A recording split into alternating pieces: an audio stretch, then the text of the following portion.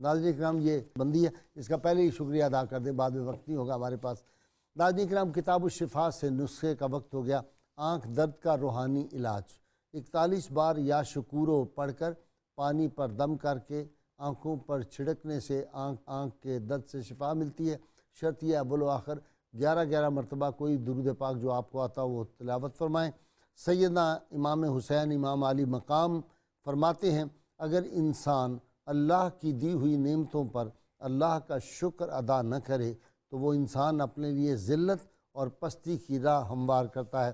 ناظرین کرام یہ مقدس دن ہے آج کا، اس میں دعا کریں اللہ تعالیٰ رحمت عالم صلی اللہ علیہ وسلم کی غیر مشروط محبت اور لامحدود وفاداری اس امت کے ہر فرد، ہر بہن بیٹی بچی کو عطا فرمائے۔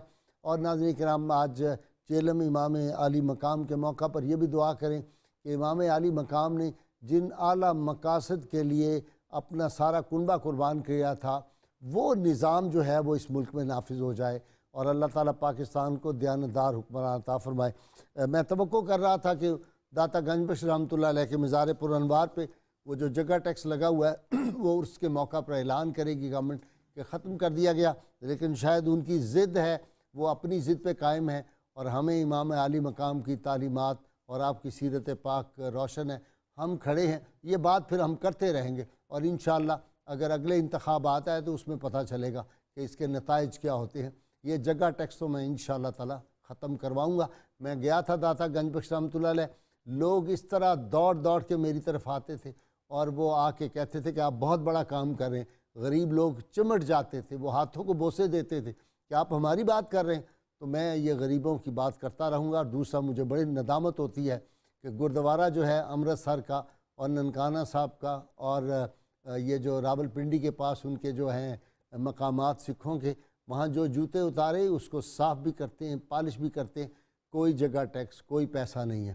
اور داتا گنج بخش کو سے دور کرنے کے لیے یہ جو انڈائریکٹ سازشیں کی جا رہی ہیں کہ مزار پہ لوگ نہ آئیں، وہاں لوگ نماز پڑھنے نہ آئیں، یہ لوگوں کی عقیدت کے راستے میں جو رکاوٹیں کھڑی کی جا رہی ہیں، راستے بند کیے دیتے ہو دیوانوں کے، ڈھیر لگ جائیں گے بستی میں گریبانوں کے۔ اب ناظرین کرام اس سے پہلے کہ میں منقبت کے لیے صغیر نقشبندی سے گزارش کروں، میرے ساتھ مل کے وہ نعرہ لگائیے جو پاکستان کے دشمنوں کی نیندوں کو بچائے، جو نعوذ باللہ پاکستان کو مردہ آباد کہنے کی سازشیں کرتے ہیں۔ یہ پاکستان زندہ باد ہے، یہ نبی کریم صلی اللہ علیہ وسلم کا معجزہ ہے، یہ سیدنا امام علی مقام کی شہادت کا تصدق ہے۔ یہ ملک پاکستان یہ اللہ کے رازوں میں سے راز ہے، جو پاکستان کو نقصان پہنچانے کی کوشش کرے گا ذلیل و رسوا ہو جائے گا۔ آپ اپنی آنکھوں سے دیکھ رہے ہیں، جس نے کبھی پاکستان کے خلاف کوئی سازش کی وہ ذلیل و رسوا ہوا، قیامت تک ذلیل و رسوا ہوتا رہے گا، یزید کی صفوں میں شامل ہوگا۔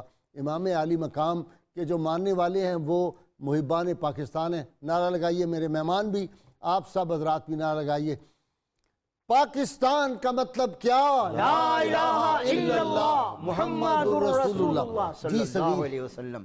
ورد